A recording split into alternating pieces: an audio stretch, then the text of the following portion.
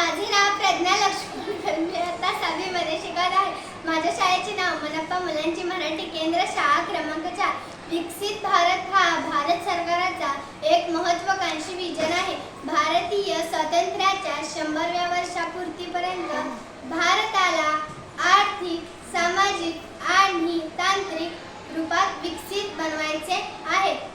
आत्मनिर्भर भारत बनवण्यासाठी आपण स्वदेशी वस्तूंचाच वापर केला पाहिजे. त्यामुळे देशाच्या अर्थव्यवस्थेला प्रोत्साहन मिळते, रोजगारीच्या संधी उपलब्ध होतात. आज व्होकल फॉर लोकल या संकल्पनेने पुन्हा स्वदेशीचे महत्त्व घालून दिले आहे.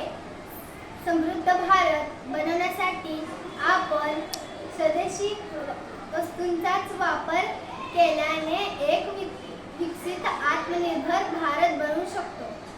नमस्कार, माझे नाव समृद्धी दुर्गप्पा हडपत. मी आता 7वी वर्गात शिकत आहे.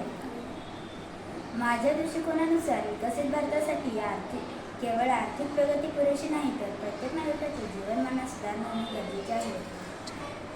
शिक्षण, तंत्रज्ञान, पर्यावरण संतुलन यासारख्या गोष्टींवर लक्ष केंद्रित केल्यास आपले भारत एक विकसित राष्ट्र होऊ शकते.